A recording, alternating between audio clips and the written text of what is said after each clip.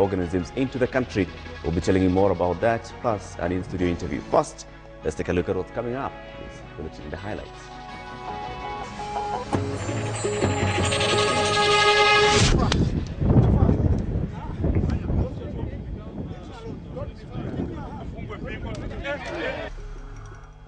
Police recruitment gone wrong. Failed candidate goes berserk.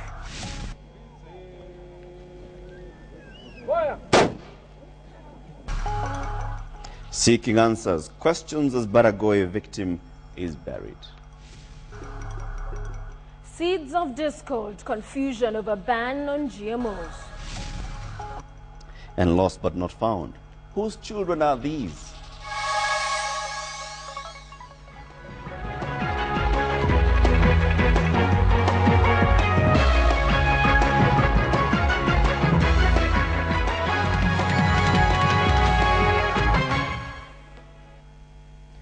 And a comprehensive 1-hour update of the days that shaped your world today begins now. And we begin tonight in Nakuru, where police are holding a man who yesterday punched and kicked police officers after he failed to qualify in the current recruitment exercise. The man, named as Joseph Gikonyo, lost his temper minutes after finishing a mandatory lap around the field. Doctors later examined him for mental fitness and released him to the police, who promptly detained him. KTN's Wilkis Anyabwa reports on the high drama that has baffled the recruitment officers. Hundreds of youth turned up at Nakuru's Afraha Stadium to compete for a chance to join the police force, among them Joseph Gikonyo. Easy to spot in his bright yellow t-shirt, but before the day ended, he would be known for more than just his outfit. As the rest went through the rigorous paces required to prove their physical fitness, Joseph appeared to have a difficult time keeping up. The seemingly calm Joseph would go through a myriad emotions. I'm trying to shoot. Nobody should try to shoot me. I know you can police. In a matter of minutes, from exhaustion to bewilderment, and finally to blind rage. Lashing out at the nearest police officer with a resounding slap. Police officers who tried to restrain Joseph had a hard time as he resisted their efforts to handcuff him. He would eventually be sedated by a doctor at the recruitment center. But even then, Joseph would prove difficult to overpower.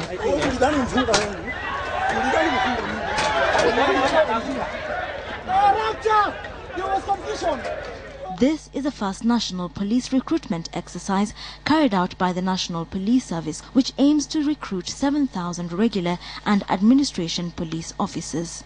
Joseph's dream of joining the police force coming to an abrupt end, with him driven off to the Rift Valley Provincial General Hospital in Nakuru, where he underwent a medical checkup. He was later taken to the Nakuru police station, where he is being held for questioning. Wilkis Anyabwa, KTN Prime. Now in Garissa, members of parliament continued to put pressure on the Kenya Defence Forces to come clean on what they call widespread brutality in the town. They spoke as Prime Minister Raila Odinga visited the town to assess the impact of the recent violence. And as KTN's Eric Njoka now reports, the government is pledging to help those affected by that attack. The Prime Minister, who was accompanied by several members of Parliament, including Cabinet Minister Mohamed Elmi and Deputy Speaker Farah Maalim, started off his tour of Garissa at the Provincial Hospital before holding meetings with chiefs and religious leaders. He later visited hotspots where police officers reportedly burnt down business premises. Under the watchful eye of the security personnel spread in the town, the Prime Minister stated that stern action would be taken against those found culpable in the killing of 3 military men early in the week. Yale ambayo yalitendeka baada ya wale kuuawa baadaye ni vitendo vya kusikitisha. Kulikuwa hakuna sababu yoyote ya watu kutoka pale ambayo wengi zao waliuawa na kuingia ndani ya mji This was the aftermath of the riots that erupted on Monday. The Maua Maize Millers Limited and the Suk Mukdi market, the populated market in the town, bearing the brunt of irate residents, who in turn blamed the defense forces for setting off the fires and destroying their property. They came here, they used the gun to break the safe. They took 10 million shillings, and we have the documentation. They burned raw material worth of 20 million here. Hii ni hasara ambayo hatutaki kusema ati wananchi waende wachangishe pesa kusaidia. Manake najua wale ambao walihusika. Hii serikali mpaka iangalie vilivyo. The provincial hospital had also been overwhelmed with the influx of patients as a result of Monday's attacks. Some are still recuperating at the hospital, while others have been discharged. A cabinet meeting chaired by President Kibaki condemned the attacks and pledged assistance to the victims. A statement sent out after the meeting outlined the state's willingness to reconstruct the damaged property and facilitate the traders to resume operations as soon as possible. The Parliamentary Committee on National Security is also expected to investigate the incidents of insecurity that have been on the rise. The Premier's visit comes in the wake of terror attacks targeting security agents amid fears that defeated Al-Shabaab militants could have retreated into Garissa town. Eric Njoka, KTN. Let's cross over to Nakuru, where 7 suspects, among them a councillor and 4 chiefs, were today charged with the murder of police officers in Baragoi. 42 police officers were killed in the horror ambush, but the 7 suspects were charged with the murder of only 12 police officers at Lomrock Hills in Baragoi during an operation to recover stolen cattle from rustlers. The 7 who appeared before resident judge Roslyn Wendo denied the charges and were remanded in custody. The case is set for mention on November the 29th. Now in Uasin Gishu, one of the officers who was killed in the Baragoi massacre was laid to rest earlier today amid claims of neglect by the government. Family members say the government pledge to help with funeral expenses is yet to materialize. KTN's North Rift reporter Masi Kendia has details of that emotional send-off. The last time the Kingeredo family gathered as they did today was for good news at the pass-out parade of AP Constable Benson Dungu in Embakasi. Barely 2 months later, they meet at a morgue in Eldoret. Their son was among the 42 police officers killed in Baragoi last month. Nina uchungu kwa sababu baba yake alienda last year.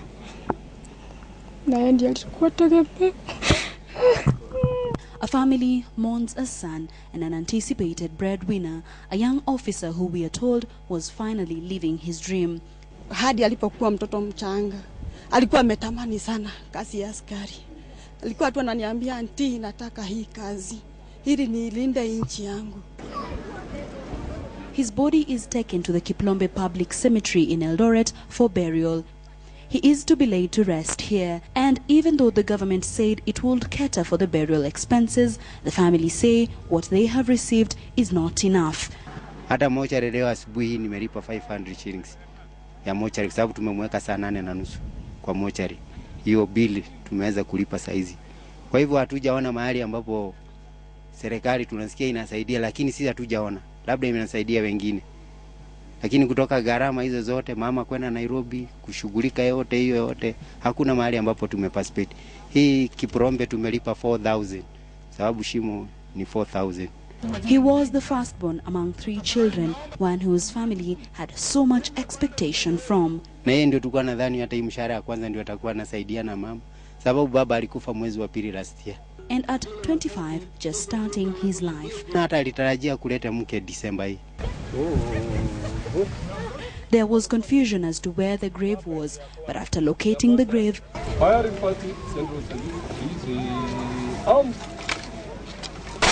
they escorted him in his final journey.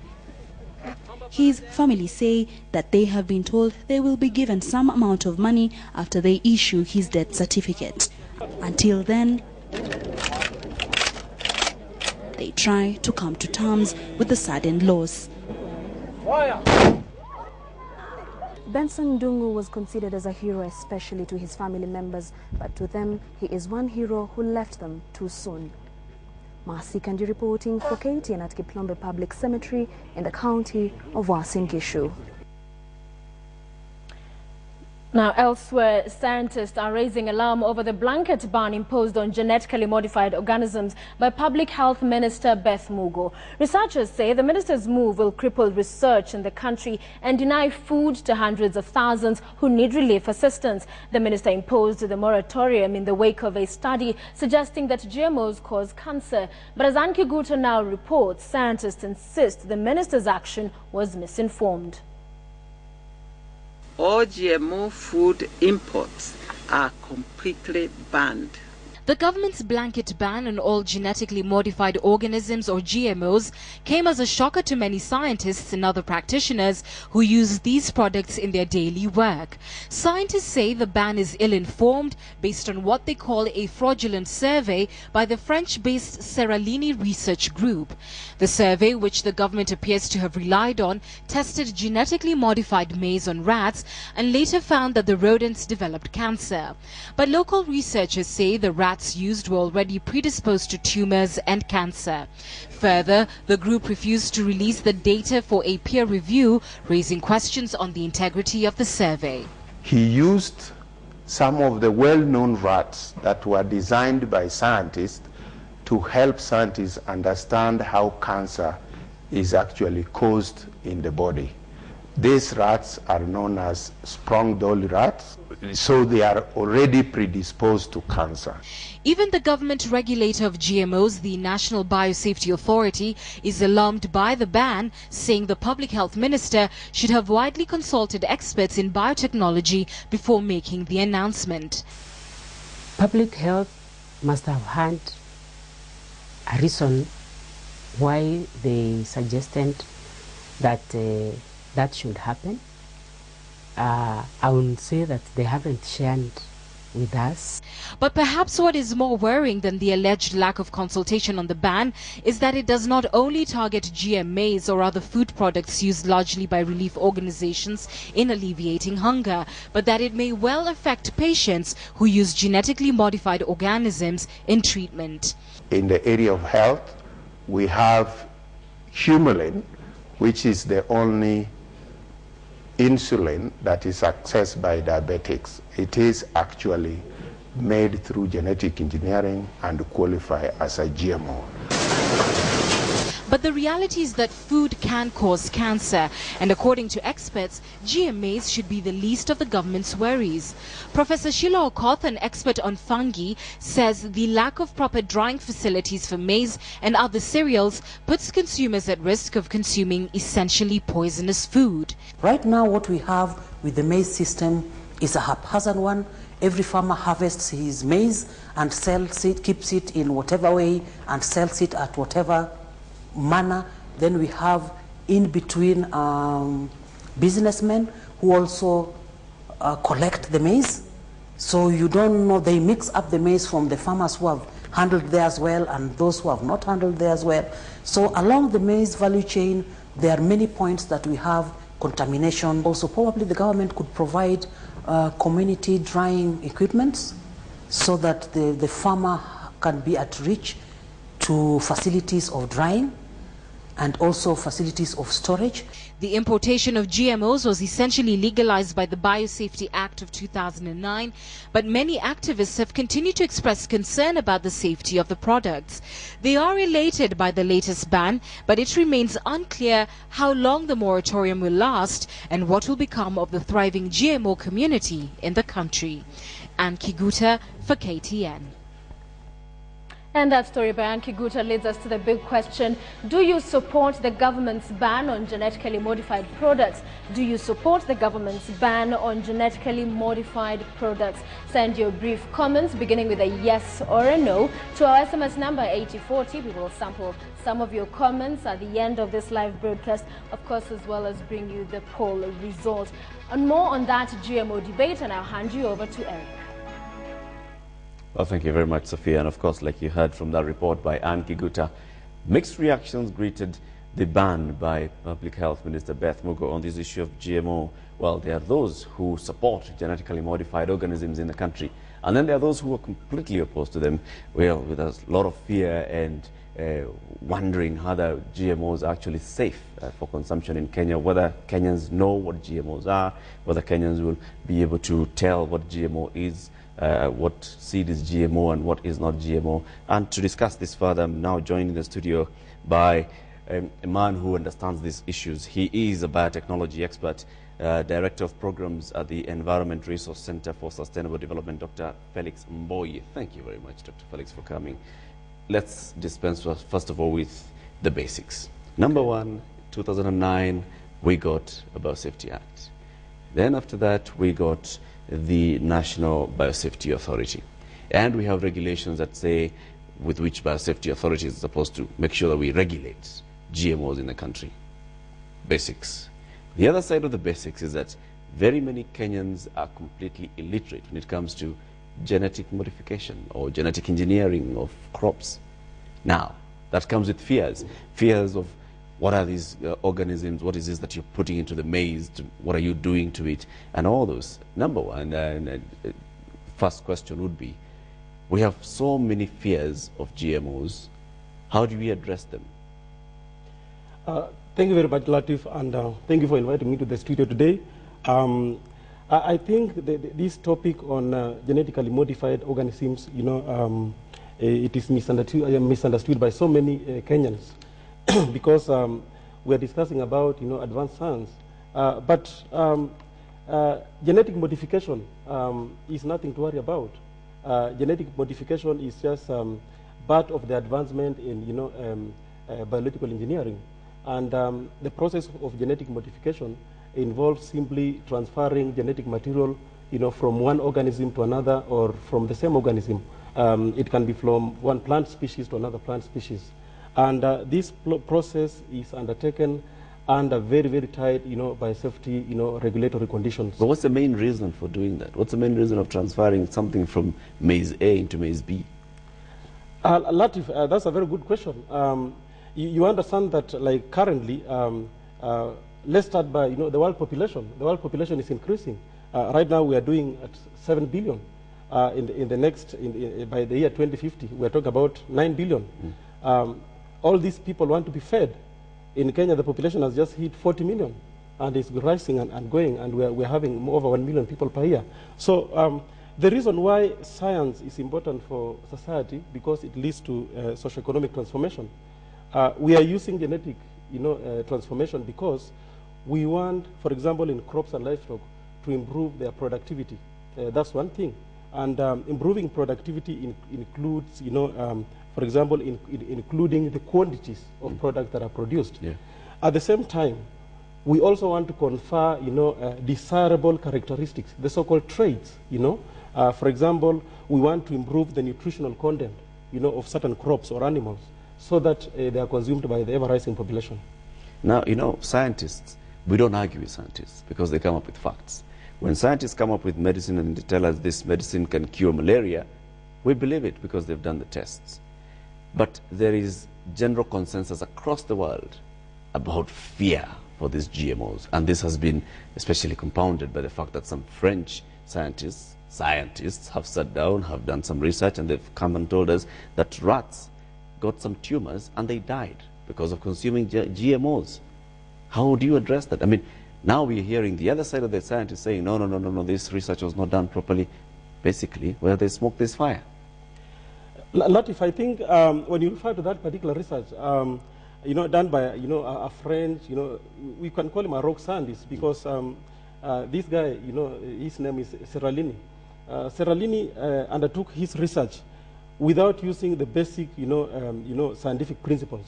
When you are undertaking advanced science, it is important that you use universally accepted principles and procedures. These scientists failed to do that. So what the other scientists, the other scientists are arguing with is the method used. What we are arguing about is, in science, methodology is very important.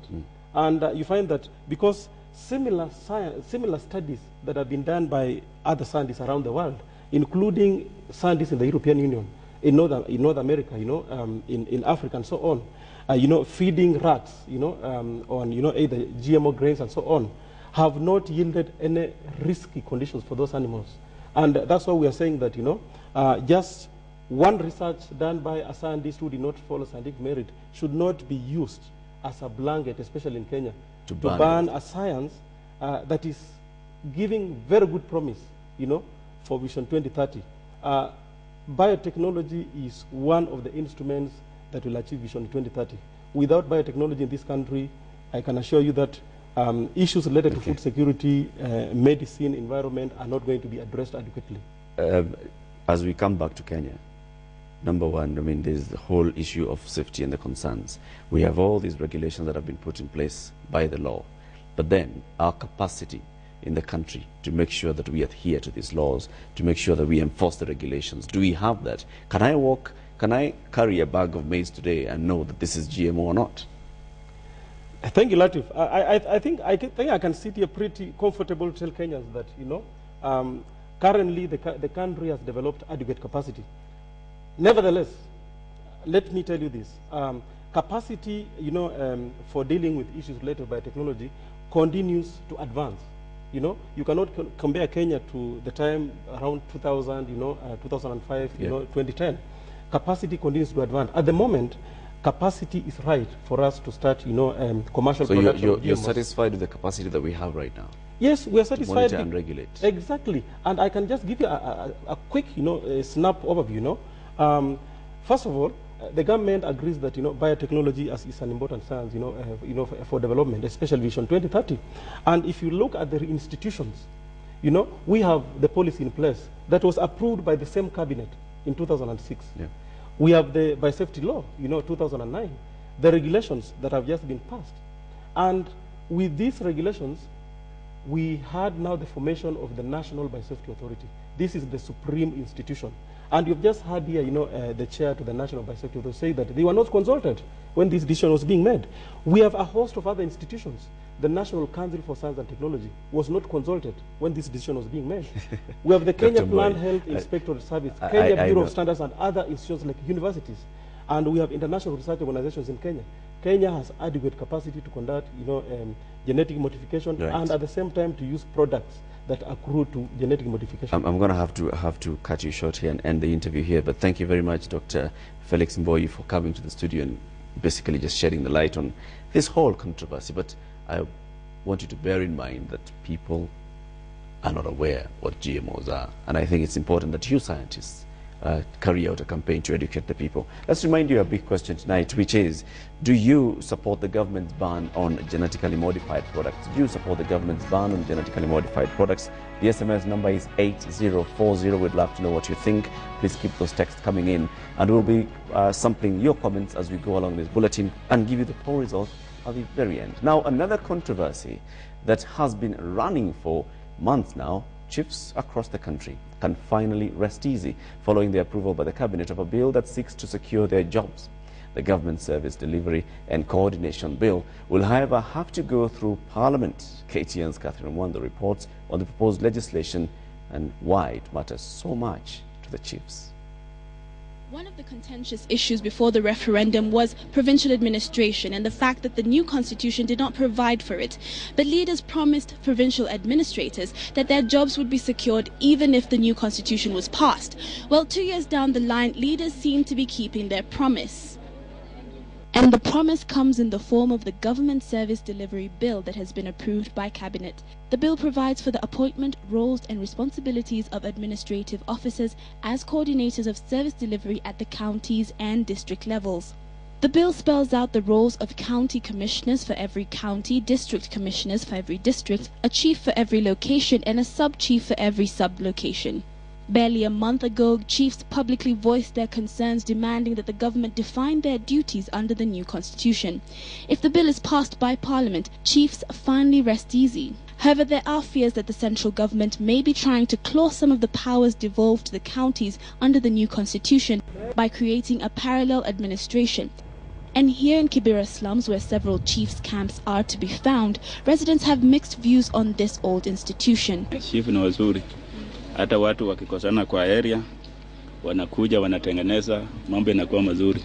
Kama nafikira serikali ikitoa wakina chifu tena wako na usaidizi mwingine watatusaidia. Sasa hapo siwezi elewa ni watalete usaidizi gani sasa kwa area. Matransfer ni wazuri, lakini matransfer wafanyiwe transfer kama walimu, itakuwa mzuri. Wasimamie mahali moja, mtu akishika hivi tina ya nyumbani analeta. Chief help us about the security around and the community, how to help each other. Yes. But in as much as chiefs are looked up to as guardians of security and solutions to disputes, they have been accused of instigating violence, such as the case in Tana River where one was charged with incitement after the clashes between the Pokomo and the Orma, and 4 others in Baragoi who were said to have been involved in the killing of 46 police officers on the 10th of this month. The bill is set to be tabled in Parliament before the members of Parliament break for Christmas. Catherine Omwando, KTN. Elect a new president in March next year. The survey, which also sought the voice of the youth, suggests that majority of the Kenyan youth want the next government to tackle unemployment, as a large number of youth in the country are unemployed. The youth also want the next government to act on the state of internal security, which has deteriorated in the last couple of months. Tribalism and poverty are also key issues that the youth are concerned about and want tackled. Now, the poll, which was conducted between 29th October to the 1st of November 2012, was funded by InfoTrack Research and Consulting. A sample of 1,500 respondents was interviewed to represent the Kenyan adult population of over 19 million. The survey was conducted in half of the 47 counties of Kenya. Over to you, Eric. Thank you, Sophia. Now let's turn our attention to 2 gentlemen who are seeking to replace President Mwai Kibaki next year. This is about the 2 ICC suspects, Uhuru Kenyatta and William Ruto. The High Court has this afternoon declined to hold the integrity case against the 2. The ruling came as KANU announced that it would, by December 4th, make its decision on which candidate to support for the presidency. These and more stories in our political briefs next with KTN's Malak Kavila. In the integrity case, 3 petitioners had sought to stop the proceedings pending the hearing of an appeal against the earlier ruling that removed the names of Prime Minister Raila Odinga and Vice President Kalonzo Musyoka from the suit. But Uhuru Kenyatta was undeterred, taking his pitch for votes to Meru, where he warned politicians seeking to form an alliance with him from blackmailing him. In Bomet, KANU chairman Gideon Moi announced that the party would by December 4th make its decision on which candidate to support for the presidency. He was speaking in the Nai Primary School. In Kirinyaga, UDF presidential aspirant Musalia Mudavadi urged Prime Minister Raila Odinga to retire from politics with Kibaki. Katika UDF, mimi nawaambia tufanye kazi pamoja wakati mzee Kibaki anaenda kupumzika, kwa sababu katiba inasema apumzike, na yeye amefanya kazi nzuri kwa taifa letu. Tunamwambia rafiki yetu bwana Raila, wewe mlikuwa mmegawanya hii serikali nusu, huyu na nusu anaenda Udhaya, na wewe na nusu uende Bondo, mambo ikisha. In Isiolo, Restore and Build Kenya presidential aspirant James Ole Kiapi is calling on Kenyans to forget the usual politics and judge the candidates on issues. Meanwhile, ODM has urged the IEBC to assess the ongoing voter registration exercise with a view to improving it, since BVR kits are yet to reach some areas. It has been brought to our attention that some IEBC registration clerks are working in cahoots with some individuals to frustrate ODM party members, supporters, or anyone perceived to be sympathetic to ODM party during the current registration exercise. The parties are spread across the country for a series of weekend rallies. Malak Kavila, KTN Prime.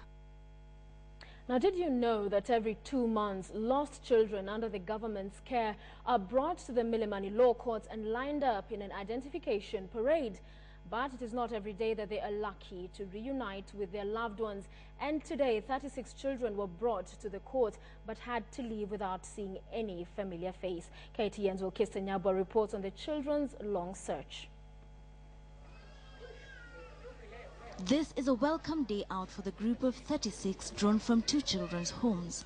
They are happy to bask and play in the sun, but every so often the older children remember why they are here and their eyes search for that familiar face. This is a Lost Children's Identification Parade. It is held every 2 months at the Milimani Low-Courts. A section of lost children are assembled here in the hopes that their guardians will arrive to claim them. We admit very young children who at times becomes difficult for us to get information from them. Different circumstances led the children here, but they are united by the fact that they have been separated from their families. 30-year-old Emi Mahungu is searching for her 5-year-old son. He went missing from their Kawangware home on Wednesday. Katika hii shughuli ya mimi kuingia kwa nyumba kumpikia lunch, alafu after lunch kuiva mimi naeka kwa meza, nikatoka nje niende kumchukua mtoto akule lunch, nikapata mtoto hayuko. Friends told her that he may have found his way to the Nairobi Children's Rescue Center, but she wouldn't find his face among the faces looking so eagerly up at her, and the children would be equally disappointed. The Nairobi Children's Rescue Center takes in children below the age of 6. Older children are eventually moved to centers across the country. But even in the event that one identifies a lost child, background checks are required before the Children's Rescue Center can relinquish the child. These lost children, however, still clinging to the hope that in 2 months they shall get another chance to find their families. Wilkista Nyabwa, KTN Prime. It's a very heartbreaking story. I mean, seeing those kids there who are completely innocent, being paraded in court, waiting for somebody to come and pick them up. Really, very sad. So sad that it has to happen every time and again, and no familiar face for them at the end of the parade. Really sad. Yeah. Now, with the general election now just barely 3 months away, activists are seeking assurances that no sexual offences will occur during the exercise. Now, the civil society groups have now launched what they call 16 days of activism against sexual violence. The groups say up to 3,000 women were raped during the 2007-2008 post-election violence. Women and children are the most vulnerable groups during violence. In 2007-2008, more than 3,000 women are said to have been raped either by their neighbor or security agencies. Militarism often has grave consequences for the safety and security of our society as a whole, including women, children, and men, from sexual violence in conflict to the proliferation of toy guns for children. And at times we never think that buying a toy gun for a child has anything to do with how they will act later. But this is also in celebration of militarism, and it begins early in socialization. Since the post-election violence, human rights groups such as the Coalition on Violence Against Women claim that the government has ignored the plight of abused women. And because of the lack of policies to protect women and children against sexual violence during clashes, between August and now, more women have been raped or abused during the violence in Tana Delta, Garissa, and Baragoi. This year, the sub-theme of violence perpetrated by state actors is, we are shining a spotlight on that. And the reason we are shining a spotlight on that sub-theme is because of just the background I've given around the post-election violence and how state agents have been implicated. And when we look at Tana River, we also know that state agents and fingers are being pointed towards certain state agents. And we are saying that it is the duty of the government to keep the state agents that are supposed to be observing security, to keep them in check. COVAO is looking to ensure that the government does protect women by petitioning it to improve security and enhance the investigative powers of the Criminal Investigative Department and the Director of Public Prosecution. The petition comes as the world prepares to commemorate 16 days of activism against gender-based violence on the International Day Against Violence Against Women on the 25th of November and will end on the 10th of December's International Human Rights Day. Catherine Omwando, KTN.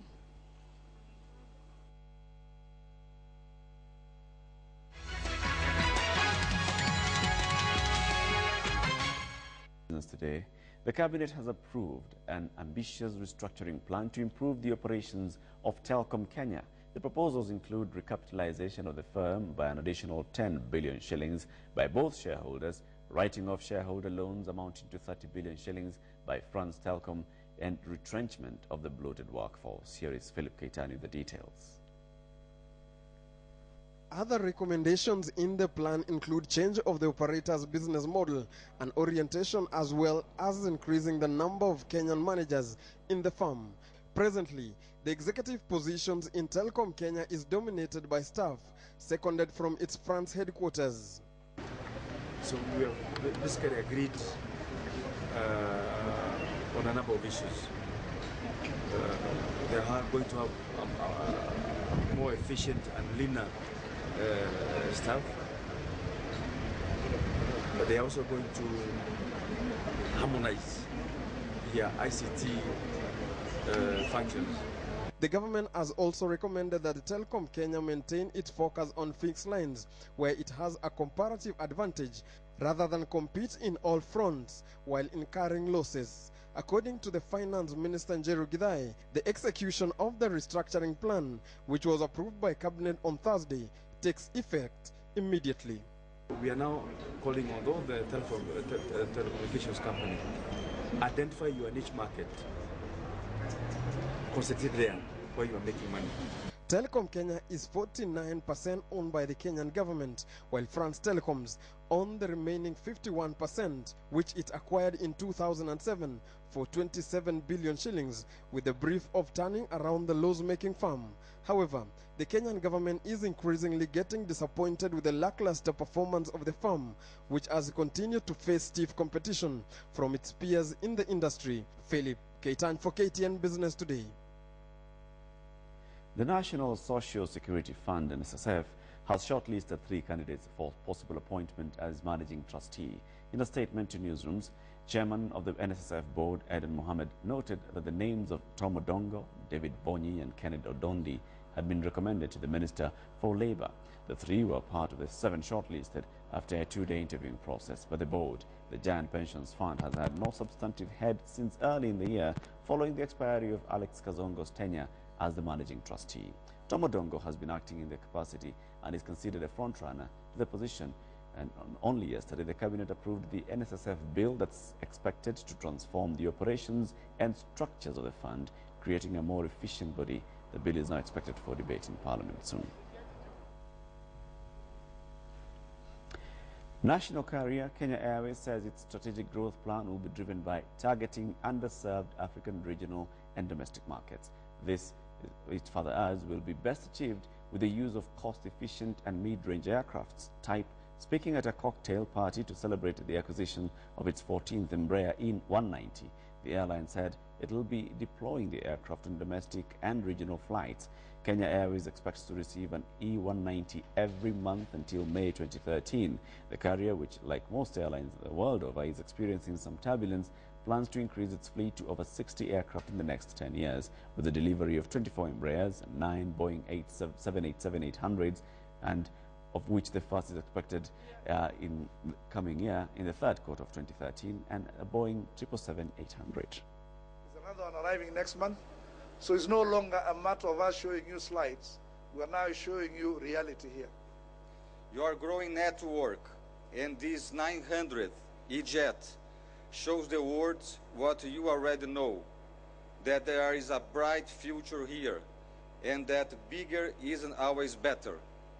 Small can be also beautiful. I'm so thankful that you have chosen Embraer to be a part of your future, and that your passengers will be flying on our aircraft. Now let's talk about luxury vehicles. In Bavaria Auto, the local franchise holder for BMW range of cars, has introduced a new model in the Kenyan market. The dealer launched the BMW 3 Series in Nairobi, aiming for a share of the fast-growing luxury car market. According to the dealer, the 6th generation 3 Series is bigger, a little lighter, and is capable of automatic hands-off parallel parking. Bavaria Auto Director Dinesh Kotecha noted that BMW, in developing the new model, had put in place environmental considerations. Bavaria Auto is also planning to open a first-lane service that will enable BMW customers to receive quick maintenance service in less than an hour. The launch of the model, the dealer added, have been fueled by a market that has thrived in spite of the economic downturn globally. The day after America's Thanksgiving holiday has become known as Black Friday, one of the biggest shopping days of the year. Many shoppers began taking advantage of the post-Thanksgiving sales on Thursday night, a time retailers used to be closed in observance of the holiday. But according to media reports, Black Friday came early for Walmart this year, and so did the crowds. Stores across the country opened their doors to discount hunters at 8 p.m. instead of 10 p.m. on Thanksgiving Day. Customers circled the displays and formed lines in the aisles waiting for the start of the shopping frenzy.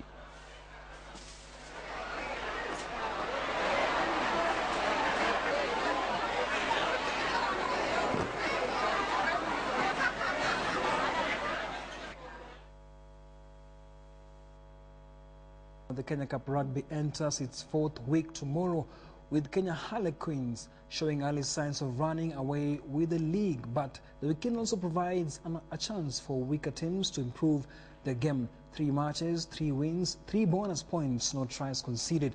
That's the record defending champions and league leaders Lunchbox Queens hold heading into the 4th fixture against the visiting homeboys at the RFA grounds. Free scoring Menengai Ol Nakuru are the league standing scorers, accumulating 118 points from 3 straight wins, averaging 39 points per game.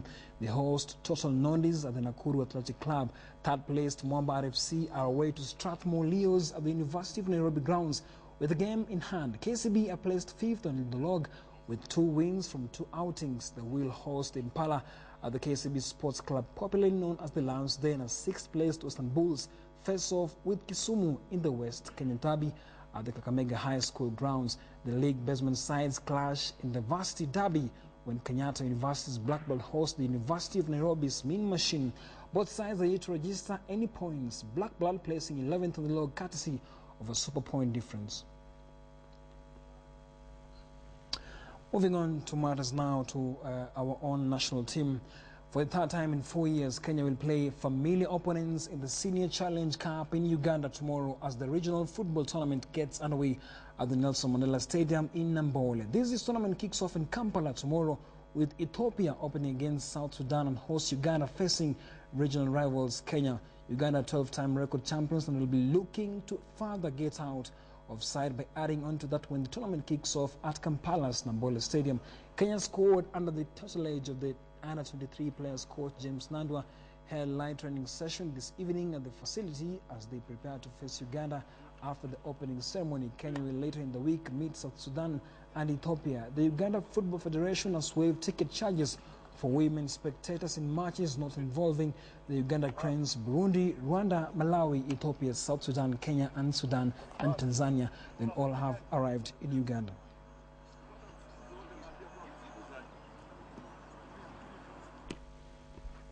And that's sports. I'm Nicholas Mudimbo. Have yourself a great night.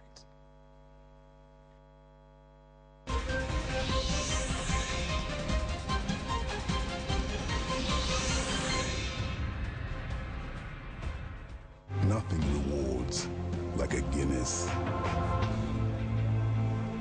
Guinness, reach for greatness.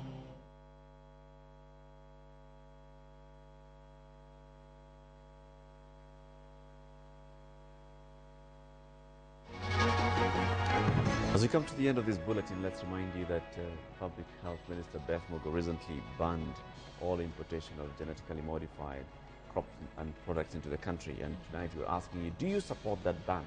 And here is how you called in this evening. 77% of you agree with the Public Health Minister and the Cabinet, and 23% said no.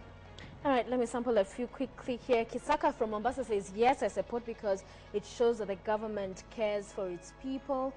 Another one, he says, we have been able to feed our population previously, except in years without enough, except in years without enough rains, albeit without genetic engineered foods. Even with a so-called increase in population, GMO foods is not the solution. Let's face the facts. Misplaced priorities and poor governance has made us resort to high-tech, unsustainable emergency solutions. Let's wake up. That's Sai in Garissa. Well, Mwangi Injeke Iwachi say, no, I do not support that. Extensive consultation should have taken place. All right, thank you very much for engaging with us. The last one here, yes, those who support the GMOs are the people who benefit economically from them. That's Karis in Kirinyaga. Thank you very much for engaging with us. Of course, in commenting on our big question tonight, we appreciate the feedback. I'm Sophia Wanuna. I'll be back on KTN Late Night, so do stay with KTN. I'm Eric Latif. Have a good night.